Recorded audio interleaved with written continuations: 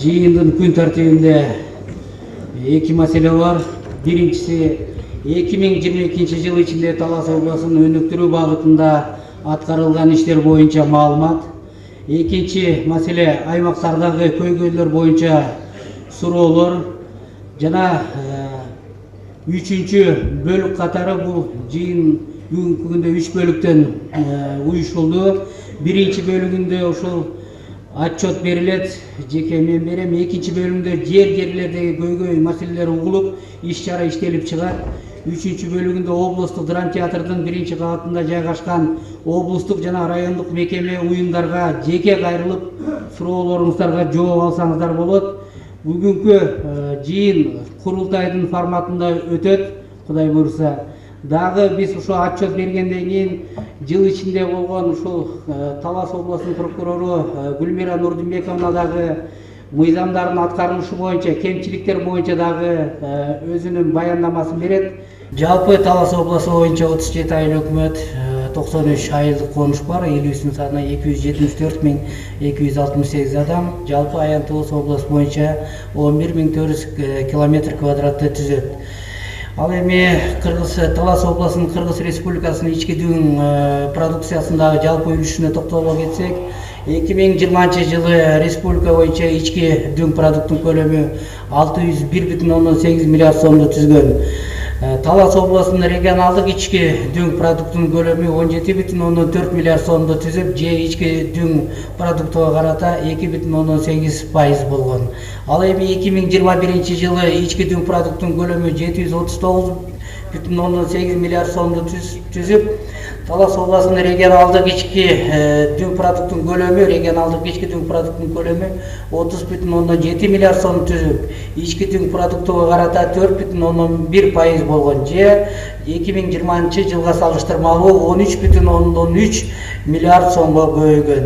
Негизги макроэкономикалык көрсөткүчтөр боюнча айта кетсек, бардык көрсөткүчтөр боюнча оң динамикалар болду. Айыл чарбасынын дүң продукциясы 27 миллиард 666 миллион сомду түзүп, өсүш 514 миллион сомду түзгөн, же болсо өсүү темпи 101,8% болду.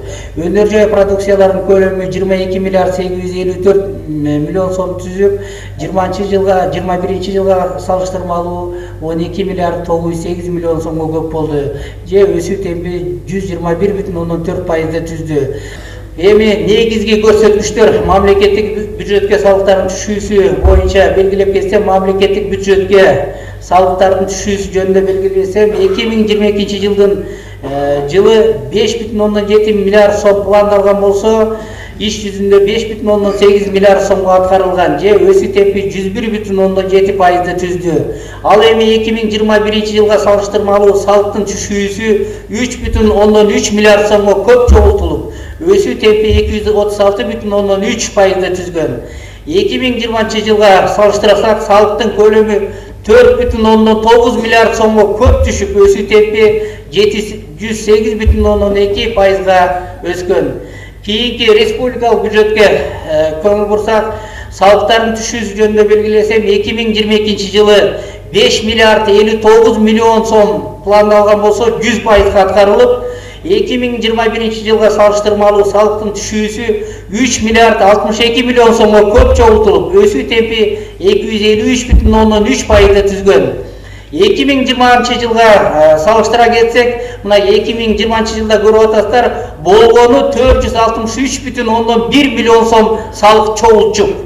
Ал эми 2022 жылдын жыйынтыгы менен салыктын көлөмү 4 миллиард 596 миллион сомго көп түшүп, өсүү темпи 1092%га өскөн.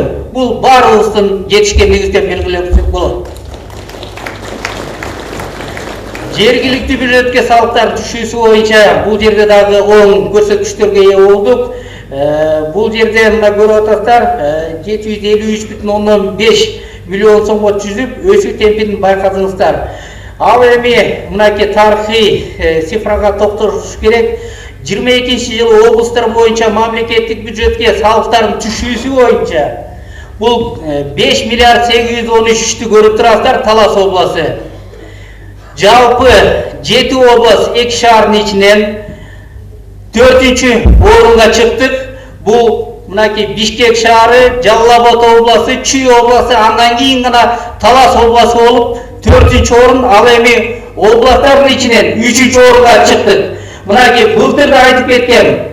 Кудай буйрса, Ош шаарына жакындап калдык, басып өтүшүбүз мүмкүн деп. Мына басып өттүк.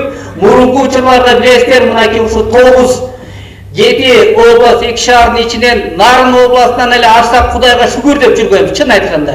Бүгүнкү күнү мынакей 3-чү орунга чыктык. Ушул жалпы областтагы баарыбыздын эмгегибиз мынакей жүзүрүп кайтууда. Бул тарыхый көрсөткүч, өмүрүбүздө биринчи жолу чыгып атат ушу 4-чү орунга. Жалпы область боюнча 564,7 миллион сомго 321 долбоор ишке ашууда.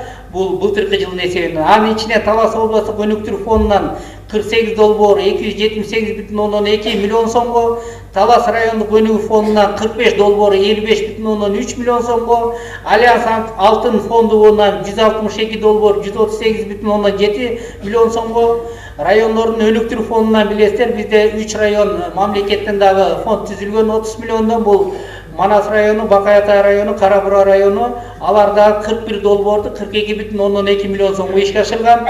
Түрткү берүүчү гранттан мамлекеттик бюджеттин эсебинен 25 долбоор ишке ашып, 50,3 миллион сом түзгөн. Былтыркы 12 айдын ичинде акчалай пайдадан 2% өлчөмүндө жергиликтүү маанидеги инфраструктураны өнүктүрүү беренеси боюнча жергиликтүү бюджетке чегерилген төлөмдөрдүн көлөмү 405,5 миллион сом келип түшкөн.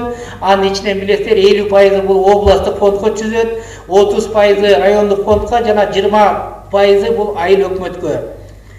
Жалпы элдик жыйында коюлган суроо талаптарын аткарылышы боюнча мына Бакай Атай районунда 16 долбоорго 41,9 миллион сом каралып, мынакей иштер жүрүп атат. Ал эми Кара Бура районунда 11 долбоорго 36,5 миллион сом каржыланып, жалпысына мынакей өтө белгилеп коюучу 35 жылдан бери бүтпөгөн ушул Семетей кинотеатрын 11,9 миллион сомго бүтүрүп, 400 орунду жаңы заманбап кинотеатр пайда болуп, бүгүнкү күндө ишин алып барууда.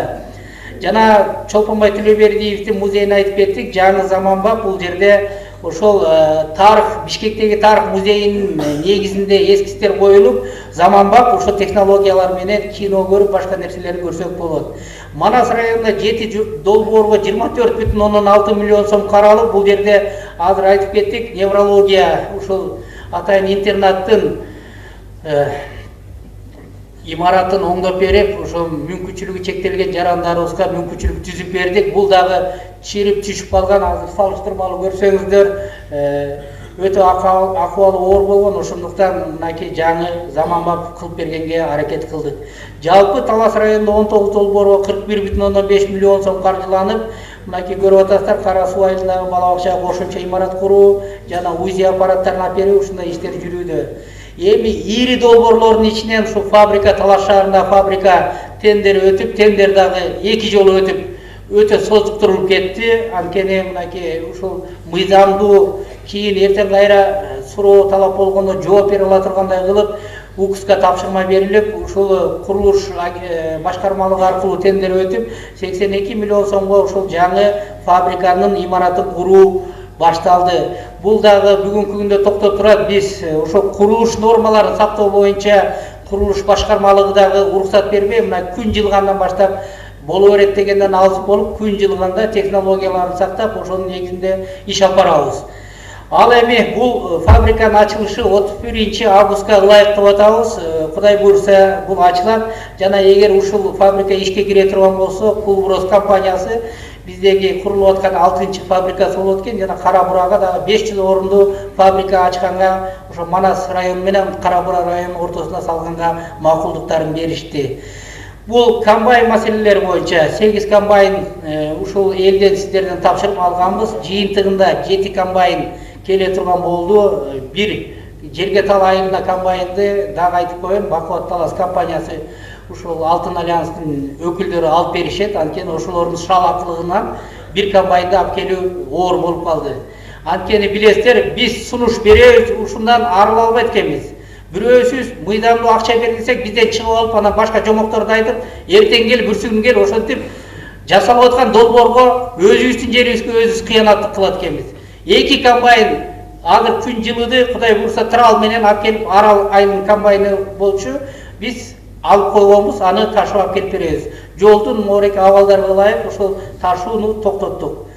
Мындан тышкары жалпы АСАФА фонду менен жалпы командабыз менен жакшы иш алып бара алдык. Мынакей өзүңүздөр билесиздер, Рысакова мектеби 266 орунду мектеп ачылды. Январь айында ушу капсуласын салдык эле, октябрь айында ишке бергенге мүмкүнчүлүк болду. Мындан тышкары 60 жараныбызга бекер үй бердик. Урматтуу биздин жарандар, ушу айтып коеюн дедик эле да. Биз аракет кылып, ушунча элибизге, жерибизге ушул муктаж болгон үй бүлөлөргө үй салып берели десек, жана тескери сөздү айткандан кичине токтотсоңуздар. Анткени ушунча 60 үйдү салып кантип тууганыбызга берип коелу. Бизде деле мындай жүрөк бар, элдин арасында жүрүп атат, ошону туура түшүнсөңүздөр. Анан тууганын берип койду, тигиге берип. Bunun barın Arap tuğanlar gelip video syomka menen. Ar bir үй бүлөнүн video syomkası var. УКМК'га да бердик. Эгер мыйзамсыз көрүнүштөр болсо, ушуну жоопкерчиликке тартыңыздар деп. Мындан тышкары мынакей ошол 60 үйдагы ийгиликтүү ишке өтүп калганына байланыштуу 12 үй дагы курулуп атат. Бул боюнча документти мэрия алып атат. Булар дагы өзүнүн убагында документ алып, бөлүштүрүү, биз такыр тиешебиз жок. Мэриянын да тиешеси жок, айтып коеюн. Документтерин алып, арабтарга жөнөтүп коюу булардын милдети, тандап алыш, андан ары кандай кылып тандап алат, бул ушу АСАФА фондунун өкүлдөрүнө тиешелүү. Ошону туура түшүнсөңүздөр. Мындан тышкары эгер азыр март айында да каралат, дагы ийгиликтүү болуп калса, Кара Бура районуна дагы 100 орунду ушундай социалдык шаарча курууга алар сөзүн берди, ошого аракет кылышууда. Мүмкүнчүлүк. Ал эми ушул инвестициялар тарабынан дагы биз АСАФА фонду аркылуу номер 7 орто мектептин жанына 212 орунду заманбап мектеп курууну баштаганбыз. Азыр күн жылыса бу дагы башталып, бу дагы тез арада бүтөт. Мындан тышкары ошол жалпы Талаш шаарына Асанавил фонду аркылуу кичинекей шаарча курулуп атат. Ал жерде билесиздер, бала бакчасы, окуу борбору, мечет жана ушундай керектүү, керектүү имараттар курулат. Бу дагы курулушу башталган жана ишке өтөт деп ишендирип кетем. Жалпы эми 2023 жылга карата аракеттерибиз боюнча белгилеп койсом, мына көрүп атасыздар, азыр 12 батирлүү үйдү айтып кеттик. Газпром тарабынан Кара Бурага 68 миллиондой сомго иш жүрүүдө, спорт залдын мореке Талаш шаарында курулганда окшош ушуга ушу биринчи кварталда ишке берилет деп күтүп атабыз. Мындан тышкары Кара Бура районуна Кайнар айылына мындай айтып коеюн, жеке ишкер өзүнүн сунушу менен 75 орунду бала бакча салып берем деди. Аким дагы жана айыл өкмөттөр да барып бүгүнкү күндө документтер даярдалууда. Жеке каражатына ошо элине болгон урматым деп өзүнүн атынан болуп атат. Жана Реке айткандай, өзүнүн жагына салышы берет дегенде туура эмес. Туура түшүнүңүздөр. Айылдан чыккан белгилүү инсандар өзүнүн айылына курат экен да, башка айылга куруп бер десем курбайт экен. Ошондуктан ошол куруп бергенде эсеп болуп атат. Мындан тышкары Үрмарал өзөнүндөгү көпүрөнү айтып кеттик, жана 16,7 ал тендерден кийин 16,2 миллион долларга курулууда. Мынакей Япон өкмөтүнүн ошол подрядчиктер келип ишти улантууда. Бул апрель айында бүтөт. Аманбай Түзашу Ташкент автожолу боюнча өткөндө Өзбек мамлекетинен президенти ошо келип кетти. Ошол жерге биз тараптан документтер жасалып берилген. Акылбек Үсөнбекович ошол тарапка бермек. Жана мына жакынкы март айынын ичинде кайра Ташкентке баруу иш чарасы бар экен. Ошол жерден дагы ишке ашып ушул боюнча дагы иштер башталат деген ойдобуз. Ал эми Суу Самыр Талас Тарас автожолунун 105 километрден тартып Кичи Капкага чейин 94 километр билесиздер. Өткөндө тиешелүү комитеттерден өттү жана бүгүн дагы бюджет жана финансы комитетинде жогорку кеңеште каралып атат. Бул жалпы Ислам өнүктүрүү банкынан 50 миллион доллар алып атат. Жана Сауд өнүктүрүү фондунан 30 миллион, жана АПЕК эл аралык долбоорунан 15 миллион, жана мамлекет тарабынан 10 миллиондук жардам көрсөтүлөт. Жалпысынан ушул жолдун калган 94 километрге 95 миллион доллар сарпталат. Жана бүгүнкү күндө башталып, Кудай буйруса быйыл жыл ичинде башталып, айылдын иштери 4 полосалуу болот, ылдыйкы айылдар жана айылдан сырткары 2 полосалуу. 3-чү категориядан жолдун максаты 2-чи категорияга алмашып атат. Былтыр да кайталап кеткем, негизги себептери Талас областында автоунаалардын саны 7 миңден ашып кеткенине тиешелүү. Мындан тышкары мынакей азыр байма-бай сиздер менен жолуга албай жатканында себептери былтыркыдай убакыт өтө көп кетип калат экен. Мен 1,5 ай 37 ай өкмөткө кыдырышым керек экен. Анткени азыр президентибиз Садыр Нуркожоевич тараптан тапшырмалар берилип, Кудай буйрса Талас шаарына 9 этаждуу үйлөр курулуу боюнча тапшырма берилген, ошолорду ишке ашыруунун үстүндө жүрүп атабыз. Бул үйлөр жалпы элибизге берилет, мамлекеттик гана кызматкерлерге эмес, жалпы ушундай эле ипотека аркылуу берилет. Каржылоосу жанагы өзүбүздүн ушул Талас өнүктүрүү фонду, Талас райондук өнүктүрүү фонду аркылуу каржылоо жолдорун ошол мыйзамдык талаага алып келип атабыз. Ушул жерден Кудай буйрса жаңы кичи микрорайондор курула баштайт. Кудай буйрса 2022 жылы болуп өткөн иш-чаралар ушулар. Ал эми азыркы сөздү Кыргыз Республикасынын Талас областындагы областын прокурору Кашкара Гүлмира Нурдмековна, сөз сизде. Өткөн жылы прокуратура органдары тарабынан бир катар арыздуулуктуу иштер аткарылып, алардын айрымдары прокуратура органдары эле эмес, жалпы укук коргоо тутумунун өнүгүүсүнө түрткү берди десем жаңылышпаймын. Мисалы, мыйзамдардын аткарылышын көзөмөлдөө, коррупцияга каршы аракеттенүү, жашы жетелектердин, ошондой эле адамдардын укуктарын жана эркиндиктерин коргоо багытындагы мыйзамдын аткарылышы боюнча жалпы 536 текшерүү жүргүзүлдү. Жыйынтыгы менен 880 мыйзам бузуучулар аныкталып, аларды четтетүү жөнүндө жалпы 537 прокурорлук актылар, 11 каршылык билдирүү, 329 сунуштама, 54 талап, 3 алдын ала эскертүү, 1 тартиптик өндүрүш, 94 укук бузуу жана 37 кылмыш иштери козголгон. Прокурорлук актылардын негизинде 344 кызматкер тартиптик чарага тартылышкан жана 84 кызмат адамына карата айыппулдар салынган. Мамлекетке келтирилген зыянды өндүрүү боюнча 2022 жылы натуралдык түрдө 13 миллион 786 миң 200 сом жана акчалай түрдө 7 миллион 979 342 сом өндүрүлгөн.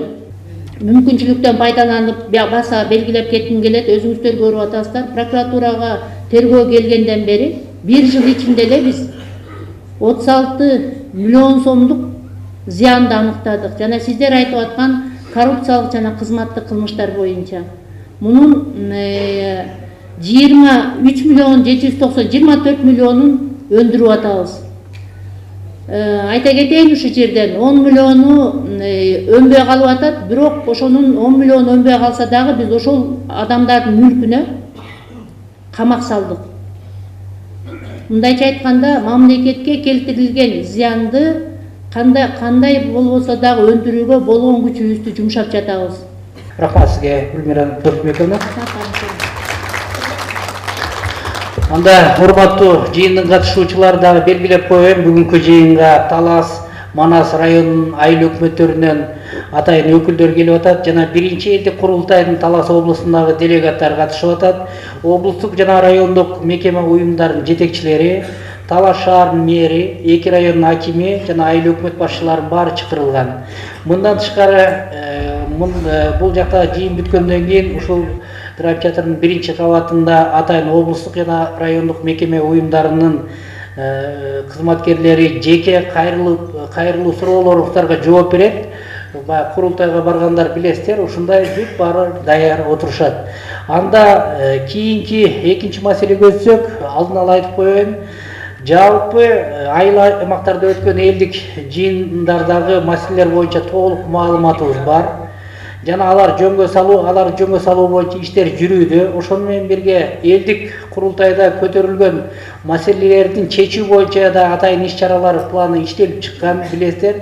Кыргыз Республикасынын президентинин администрациясынын көзөмөлүндө бул 25 ноябрда өткөн, билесиздер. Анан жыл этегинде иштер аткарылбайт. Бул жыл ичинде жыл башталды. Ошол сиздерге суроо жоопторуңуздарга айтылат. Ошолорду кайталабай жаңы көйгөйлөрдү белгилеп кетсеңиздер. Анда биз дагы ушул элдик курултай, жалпы эле курултай маселесин алып чыккан президентибиздин саясатын колдоо максатында ушул мындан ары ишти алып баруу боюнча сөздү биринчи элдик курултайдын төрагасынын орун басары Эдилов Талантбек Расабековичке жөнөтсөк. Урматтуу Талантбек Расабекович, келип орун алсаңыздар. Урматтуу бүгүнкү жыйындын катышуучулары, президент толук курамда орун алды. Анда бүгүнкү жыйыныбызды улантсак, бул жерде кагаз жүзүндө да суроолор боюнча секретариат иштеп жатат. Андан тышкары сыртта ар бир облустук мекеме уюмдардын кызматкерлери тарабынан тийиштүү суроолор боюнча кайрылуу иштерди жүргүзүү боюнча кызматкерлер иш алып барууда. Население көбөйүп атат, зданиялар көбөйүп атат, завод, фабрикалар азастан баш көтөрүп курулуп атат. А канализация ошол бойдон турат. 1984 ишке берилген ошол бойдон аман-эсен. Кийин болсо аябай акча көп түшөт экен деп 1998 жылы ошол жерде 24 киши иштечи. Улуу журттун биздин оруч туугандарыбыз бардыгын жумуштан кетирип бияктан ойбу акча көп түшөт экен деп алышып алган. Ошол менен полностью канализация иштебей турат. Анан кийин бала бакча аны айтты. Кудай буйрса частично башталыптыр. Буйрса Долоно деген айыл өкмөт бар, Жакшынакай. Сонун детсад курулду. 140 местага. Депутаттар чогулуптур да 240 места деп жазып жатыптыр. Өкмөттүн токтому бар. Токтомду бузган акыбыз жок. Же Жакшынакай бир мүмкүн жооп бергиле, же неме токтомго атмен кылгыла. Себеби дегенде бири-бирине балдардын үстүнө бири-бирин кондуруп коюптур. Дагы мурунку кезектер башталат. Андай болсо ак жарга, орталыкка ойнонгула, тапкыла, бийликтегисиңер ошол жерде детсадты салып бергиле. Кийинки проблема тамак аш коопсуздугу. Бизде келген продукциянын бардыгы ветеринарный службада. Кайдан келсе да, Оштон келеби, Түзүктөн келеби, Түндүктөн келеби, Кытайдан келеби, бардыгы ушул контролдо. Андан тышкары биздин детсадта ичип аткан балдардын сүтү, эти, жумурткасы бардыгы ушул контролдоп, ушулар уруксат берип турат. Бүгүнкү күнгө уй здоров, кой здоров деле берет. Формасы бар булардын. Ветеринарный службага көңүл бурайын деп атам. Базардын ичиндеги экспертизанын зданиясын бир көрүп чыксаңар, илгерки эң биринчи зданиялардан куруп, урап туру, ичи суук, анан кантип экспертиза кылат, кантип качество кыла алат. Үчүнчү маселе, чоң маселе бул химизация сельского хозяйства. Жөнөкөй менен тил менен айтканда бардыгыбыз химияны колдонуп атабыз. Илгеркидей жөөк менен кетмен чапкандар аз. Бардыгыбыз химия улам урабыз. Мисалы үчүн эң жөнөкөй нерсе картошка. Советтер Союзунда колорадский жут деген мамлекет жок болчу. Азыр кирип кетти. Биздин мамлекетте ар бирибизде улам протрав этебиз, өлтүрөбүз, кайта өлтүрөбүз.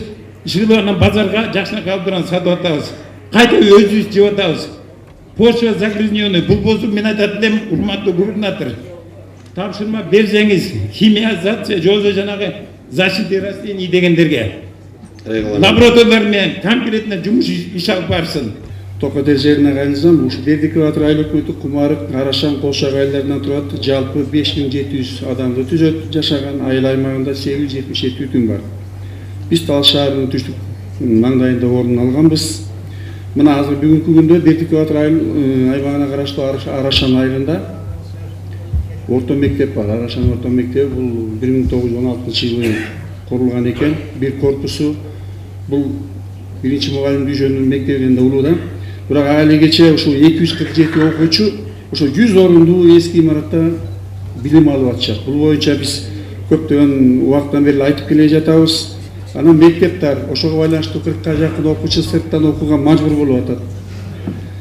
Ушул жаңы мектептин курулушу боюнча айыл өкмөт тарабынан керектелчү иш кагаз жана документациянын баары даярдалган. Талас облустук архитектура жана курулуш бөлүмүнүн башкармалыгына тапшырылган. Эми ушул мектептен тышкарыда ушул Арашанын дагы бир чоң көйгөй бар, бул жол. Илгери баягы 50-нчи жылдарда ушул перспективасы жок айыл катарына кирип, анан таптакыр тамташ курууга да уруксат берилбей калганда, кийинчерээк ал отмена болгон. Ошол себептен барып жол жана башка инфраструктура калып калган ошол бойдон. Жол жок азыр ал жерде. Ошол жол негизги Арашан айылынын ортосундагы жол аркылуу суу дагы жазындачы. Бул аябай чоң көйгөй болду да. Баш аягы азыр 3,5 километрге жакын жол ушул муктаж да, ушул жол салынууга муктаж. Ошо тилекке каршы бул боюнча Талас облустук жана жолду тейлөө ишканасына биз кайрылганбыз, көптөн бери кайрылып келе атабыз. Тилекке каршы маселе чечилбестен калып атат. Ошого бир чоң жардам кылсаңыз. Менин сунушум, биз областтын экономикасын көтөрүп, элдин турмушун жакшыртуу үчүн биз деген жумушчу орундарда ачалы беринче. Жана Каныбек мына иним айтып кетти, завод, фабрикаларды курганга, илгери биздин Таласта бүт фабрика, заводдор, филиалдар бар болчу. Ошолордун бардыгы токтоп турат. Жакшы жанагы швейный фабрика, швейный цех боюнча фабрика ачылып атыптыр. Чолпон фабрикасы туруп атат, бут кийим бренд болуп бүт дүйнө жүзүнө чыкчы бут кийимдери. Фабриканын тиги зданиясы туруп атат. Ошолордун бардыгын карап көрүп, Таласка цемент завод керек. Жакшылыкка акиташ чыгарган заводдор керек. Бизге алдыңкы электрондук немелерди чыгара турган завод керек. Ошонун үстүндө иштешибиз керек. Андан кийинки маселе. Биз мынагы проблемалардын бардыгы жана жолдор жөнүндө көп проблема бар. Ошолорду чечкенден мурда биз ар бир жалпы област Талас шаарынын эле эмес, бүт ар бир айылдын ген планын карап чыгышыбыз керек. Кыргыздын унутта калган кыргыз ала кийиси деген наам менен ала кийиске статус алалы деп аракет кылып атабыз. Мен ошон үчүн бүгүн баардыгыңыздар айыл өкмөттөрдө тургандан кийин кол өнөрчүлөргө көңүл буруп коюңуздар. Себеп дегенде кол өнөрчүлөр деген быйыл аябай чоң милдеттеме алып атырбыз. 95 жылдык болуп атыр Чыңгыз Айтматовдун. Ошого бир боз үйдү жазап, Чыңгыз Айтматовдун бүт чыгармаларын кийистен биз сайма саябыз, кийистен сайма сайып, ошол кийистен бүт чистый, экологический чистый кылып, ошол музейге кол өнөрчүлөр тапшырсак деген астыбызга милдет коюп атабыз. Рахмат. Анан ошон үчүн ошол милдетти аткарыш үчүн бизге бир гана станок керек болот. 350 миңдик таза 1,5 миң сомдук кылып меранос үчүндө тытып бере турган жөнөкөй эле станок. Бизде мектеп бар, Когойдо 2 мектеп. Анан ошо өйдөнкү мектептин батареясынын паровойдун состояниясы өтө начар болуп туруда. Темир деген определенный жыл өткөндөн кийин иштен түшүп отуруп кагаздай эле жукарып калат да. Катуураак чуук менен түртүп койсоң да тешиле тургандай. Ошондой состояние барып калды азыр мектебибиздин паровойчу. Анан сваркалаганга да мүмкүн эмес да, себеби дегенде сварка тийгенден кийин ал тешик чоңойот, жабылбайт да. Ошону сизге протоколго киргизип карап берип койсоңуздар быйылкыга. Анан экинчи маселе боюнча былтыр өзүңүз деле күбө болдуңуз окшойт. Бардык жакты чакырып эме кылдык, Кеңкол көчөбүздүн үстү жагынан суу чыгып дренажга аябай муктаж болуп атабыз. Былтыр эми колдон келишинче кылдык, бирок ал мындай вообще капитальный эмес да. Таласта райондук деңгээлде бир чоң көйгөй бар, цон дегенчи. Барсаңыз төбөлөнүп каласыз да. Балким эле бир вип зал менен киргизип жибербөсө, эми туура түшүнүңүздөр. Бу жерде отурган чоң аталар паспортко барган чыгарсыздар же регистрация кылганга бала чаканы көрүп атасыздар, эртең менен 10-до барган киши саат 4кө чейин жүрүп атат ошол жакта. Ошону суранат элем, экинчи этажда миллиард сом чыгып атса дагы бирдеке кылып туруп экинчи этажга чыгарып койсоңуздар.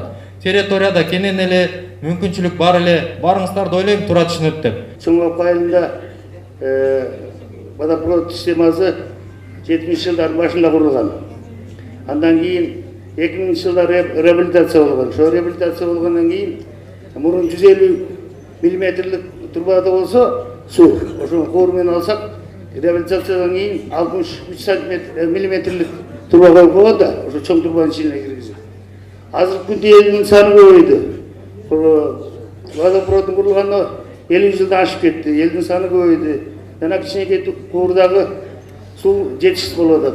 Бүгүнкү күндө ушу жайыт маселеси көйгөйгө учурап, деградацияга тушугуп, ушу эрозияга учуроо коркунучу жылдан жылга күчөп келатат. Анан ушул маселени чечүүдө биз ушу Суу Замыр жайлоосунда жайлообуз бар эле, аны сиз да билесиз, маалыматыңыз бар. Ошол жайлоого жетүү маселеси бизде техника өткөнгө жол бербей келет. Суу жеп аскага такалып калганда, анан ушул жерге оңдоо иштерин колго алып берсеңиз, себеп дегенде биз ошол графиктин негизинде уюштуруу иштерин жүргүзүп, ушу өзөндөрдү эс алдырып, жанагы эрозияга учуратпоо, сактап калуу маселесин колго алат элек да. Андан тышкары мына Ак Коргон айылында мектеп бар.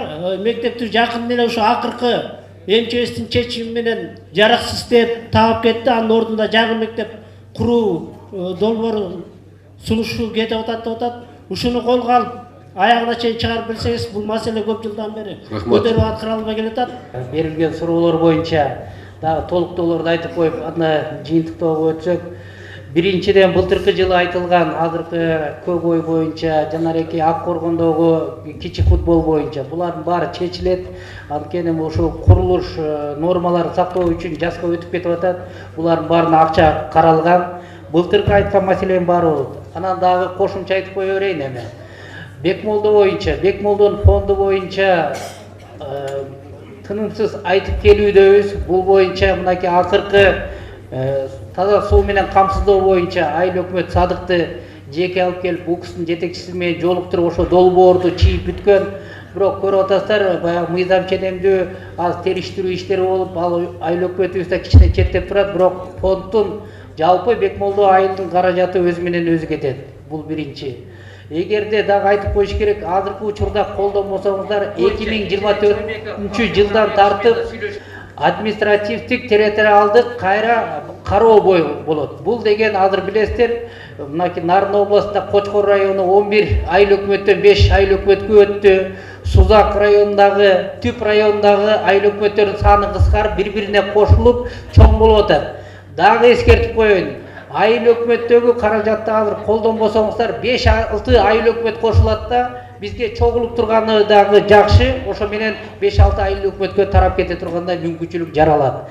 Азыркы күндө Бекмолдонун каражатына эч ким тийишпейт.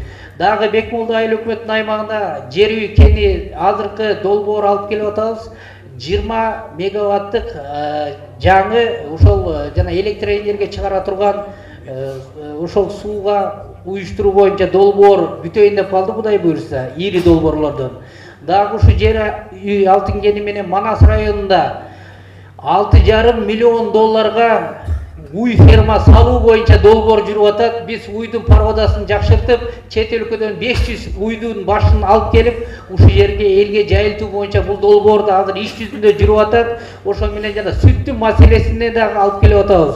Ошондуктан бул ири долбоорлор, анан эң негизги билесиздер, быйыл Талас областынын 80 жылдыгы болот түзүлгөндүгүнө.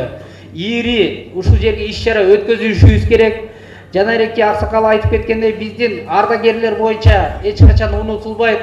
Бул эми бир райондун бир эле жерине бир музей кылсак, чын айтканда ардагерлерибиз акыркылар калды, экөө калды, үчөө.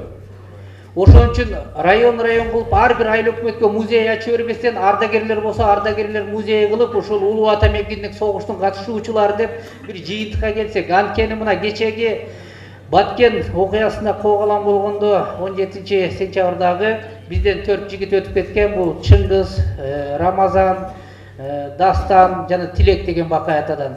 Алар менен ата-энелер менен 22-синде Куран окутуп, анан сунуш бердик. Ушул Чолпонбай Төлөбердиевдин баягы эски музейдин корпусун кайрадан оңдоого өткөзүп, ошо Баткен окуясында каза болгондорго музейди ошо бир эле жерге ачсак. Анткени баатырлар деп Чолпонбай Төлөбердиев атабыздын урпактары.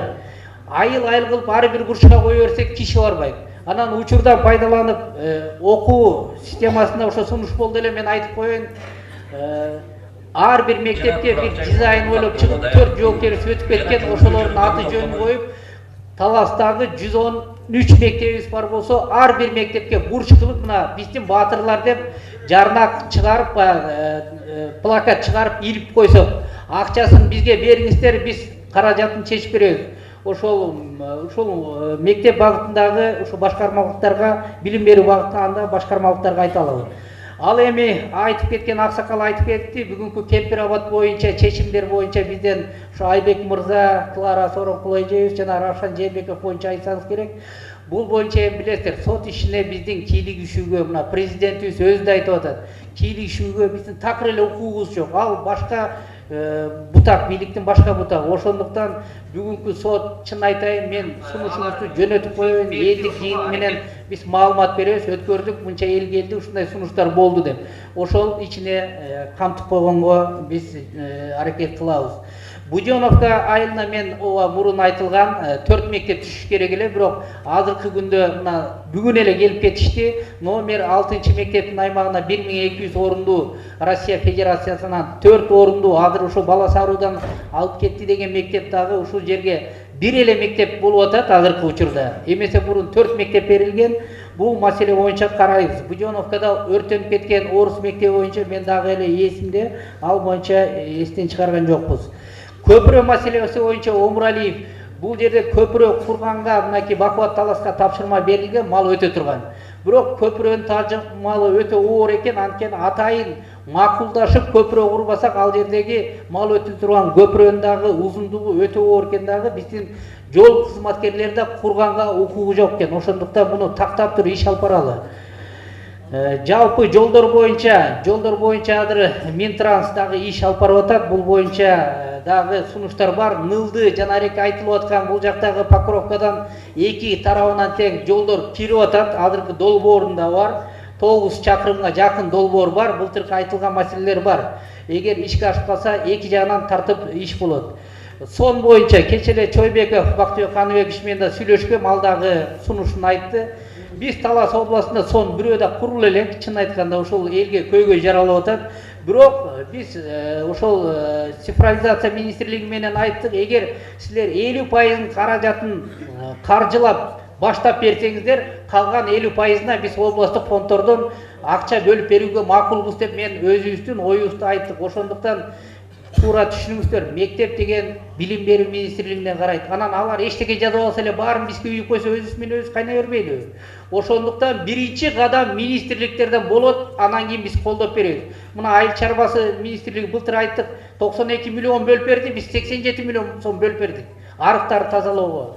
Мына азыр Роза эже айткандай, тетиги каналга 200 миң сомго долбоорлоо ишин жөнөткөн, 17 миллионго каналды алдык. Алар да бир кадам кылсын, биз экинчи кадамын кылабыз. Мына ушул эле мына УКМК боюнча айтып коелу, мына Камчыбек Кыдыршаевичте 3 районго, Манас районуна, Талас районуна жана Кара-Бура районуна жаңы имарат ачты. Бүгүнкү күндө облустук ошол УКМКнын облустук имараты курулуп атат. Биз ачык айтканбыз, мына ушунча миллиондук бизге инвестиция болду. 14 миллионго биз спорт залын куруп беребиз. Бул дагы болуп аткан иш. Анан биринчи кадам жазалбай эле баарын бизге үйүп койсо анда алардын не кереги бар? Ошондуктан урматтуу агай туугандар, бардык маселелер болот. Нанаев мектеби буну азыр бул жерден чыксаңыздар курулуу бүт бардык ведомстволор отурат. Бул сиздер айткан баарын жазып алдым өзүм дагы. Иш чараны түзүп, ирет менен биз аткарабыз. Былтыркы аткарган таза суу боюнча Покровка ушул эң көйгөйлүү болуп атат, анткени суммасы өтө көп да. Мына азыр быйыл Арис боюнча шекердики, Маймактыкы бул жактан 3 айылдын чоң ири таза суу программасына кирип каржылана баштайт. Жалпы урматтуу агайын туугандар, Талас областы мынакей жанареки Омуралиев башка жогорку жактагы бардык иш-чаралар ишке ашат. Мына кен боюнча иштесе, эгер кен байлыктардын казып алуу боюнча мамлекеттик программасы болсо ачык айталы, биз сиздерге биринчи эле кезекте айылга барып айтабыз, ушу кен иштетилет деп. Анан табышмактаттырып бул иштейт, иштебейт, анан бирөө аркылуу укпасаңыздар түшүндүрүү иштерин. Мамлекет иштейт десе иштейт, ошондо мына көрүп атасыздар, Бакай Атада Шыралжынды мына быйыл заводду куруу боюнча сүйлөшүп атабыз. Бакай Ата толугу менен дотациядан чыкканга мүмкүнчүлүгү бар. Талды булак бар, бүгүнкү күндө программа. Бирок качан иштейт, ким иштетет боюнча маселе жок. Ачык айтып коеюн, жогорку зонада. Негизги мына жер иштегенден баштап биз ийгиликтерге жетишип атабыз. Ар бир жумушчу өзүнүн кандай мыйзамдуу тартипте ишке алынат. Мен бир да кишини жумушка алып кой деп сунуш бербесем буну алып кой деп таңуулаганга менин укугум жок. Ошондуктан урматтуу аксакалдар, мына жалпыбыз кээде ачуураак катуураак жооп болсо кечирим сурайбыз, бирок биздин да жумуш ошондой, сиздерден жардам гана күтөбүз. Мына баарыбыз бир ээрге учкачтыкпы, келиңиздер, тарыхты жаңыртып, келерки жылдын жыйынтыгы менен дагы ушинтип мындан да чоң кийинки областты басып өткөнгө Кудай насип этсин. Рахмат.